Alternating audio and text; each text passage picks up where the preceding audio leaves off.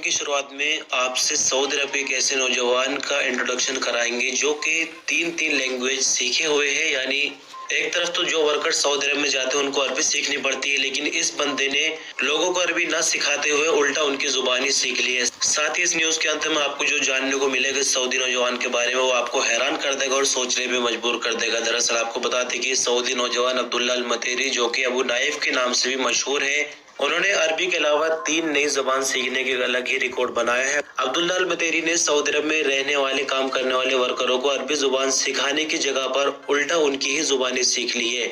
अब्दुल्ला अल बतेरी की उम्र 24 साल है। अल नेट से बात करते हुए अल बतेरी का कहना है कि लैंग्वेजेस सीखने के लिए मैंने वर्करों का भी सहारा लिया और फिर कुछ बुक्स भी पढ़ी है। 16 साल की उम्र में हिंदी जुबान पूरी तरह से सीख ली थी। इसी दौरान हैदराबाद डेक्कन से आने वाली फैमिली ड्राइवर ने उर्दू भी सिखा दी।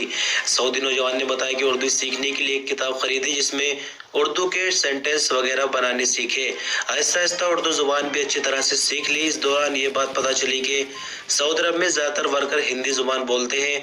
उर्दू और हिंदी में बहुत ज्यादा फर्क नहीं है। अलमतेरी ने आगे बताया कि इंडिया की स्टेट केरला की जुबान मलयालम सीखने का चैलेंज भी लिया, जिसे 35 मिलियन से ज्यादा लोग बोलते हैं। अलमतेरी का कहना है कि मलयालम उर्दू और हिंदी से बिल्कुल अलग है। ये जुबान सीखने में बहुत ज्यादा मुश्किल पेश आई। मलयालम जुबान ने मुझे थका दिया था। सऊदी नौजवान सऊदी अरब आने वाले वर्कर से बहुत ज्यादा संपर्क में रहते हैं। उनका कहना है कि बुरेदा की अल खबीब मार्केट से गुजरते हुए एक ऐसी घटना पेश आई जिसे मैं कभी नहीं भूल सकता। एक इंडियन बुजुर्ग वर्कर जिनकी उम्र काफी ज्यादा थी को इंडिया में मौजूद अपने बच्चों से बात करते हुए सुना।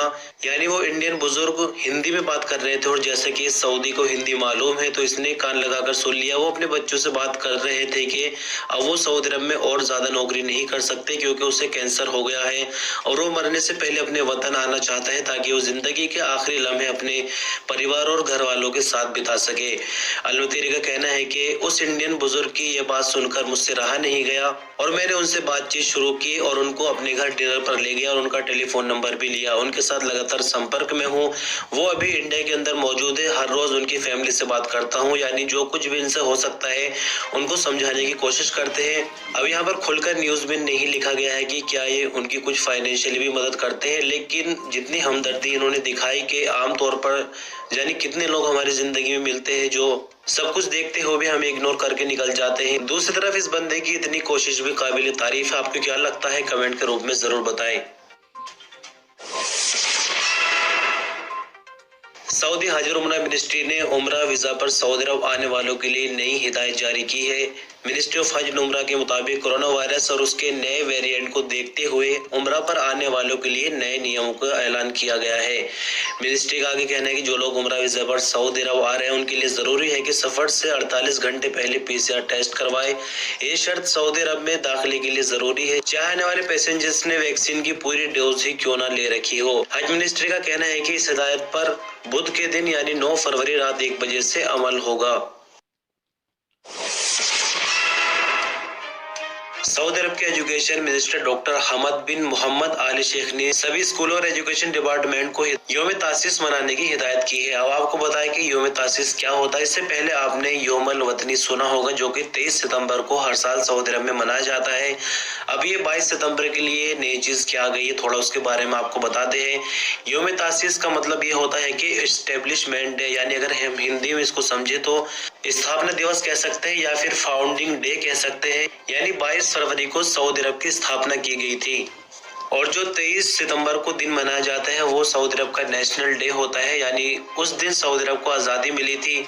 तो 22 फरवरी को लेकर अभी बहुत ज्यादा डिटेल तो हमारे सामने न्यूज के माध्यम से निकल कर नहीं आई, लेकिन फिलहाल तक यही है कि अब सऊदी अरब में हर साल जैसे कि इंडिया में 26 जनवरी और 15 अगस्त को अलग अलग 2 दिन मनाए जाते हैं, लेकिन उनका अलग मतलब है। 15 अगस्त का मतलब आजादी मिलना और 26 जनवरी का मतलब संविधान लागू हुआ था इंडिया के अंदर, लेकिन यहाँ थोड़ा सा अलग है। तो देखना यह होगा कि क्या 22 फरवरी को भी 23 सितंबर की तरह छुट्टी मिलेगी या नहीं मिलेगी। इस बारे में भी कुछ भी नहीं कहा जा सकता, लेकिन खबर के मुताबिक यही कहा जा रहा है कि सभी स्कूलों वगैरह में 22 फरवरी दिन को भी अब मनाया जाएगा।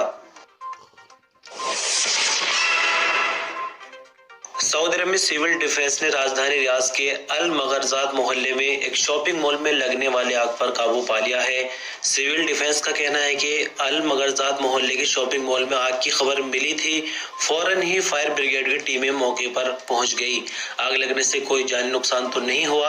आग के शोले तेज हवा की वजह से फैल रहे थे। आग पर काबू पाकर आसपास की दुकानों को भी बचा लिया गया है।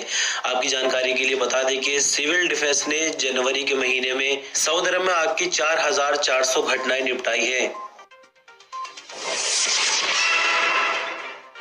सऊदी अरब में सोमवार की शाम कोविड की रिपोर्ट के मुताबिक 3,747 नए मामले रिकॉर्ड आए। 4,083 नई रिकवरी जबकि 3 नई मौत की खबर है। टोटल क्रिटिकल केसेस 1,090 है, जो कि हालत नाजुक की वजह से आईसीयू में 3,747 नए मामले रिकॉर्ड आने के बाद 7,12,644 कुल मामले हो गए। 4,083 नई रिकवरी के बाद 6,70,780 कुल रिकवरी। 3 नई मौत के बाद 8,957 कुल मरने वालों की तादाद हो जाती है। सऊदी अरब के जद्दा और बाहा की म्यूनिसिपैलिटियों ने कोरोना एसओपीज के वायलेशन पर 35 शॉपिंग मॉल सील किए हैं। औकास अखबार के मुताबिक जद्दा म्यूनिसिपैलिटी के इंस्पेक्टर्स ने बीते 48 घंटों के दौरान 5,521 चेकिंग कार्रवाइयां की है। 79 वायलेशन रिकॉर्ड पर आए। कोरोना एसओपीज के वायलेशन रिकॉर्ड आने पर 26 शॉपिंग मॉल सील किए गए। जद्दा म्यूनिसिपैलिटी का कहना है कि सोशल डिस्टेंसिंग की पाबंदी, मास्क ठीक से न पहनने और तवक्कल लैब के जरिए हेल्थ रिकॉर्ड न दिखाने पर कार्रवाइयां हो रही है। बाहा म्यूनिसिपैलिटी के अधिकारियों ने 2,458 चेकिंग दौरे किए, जिसके बाद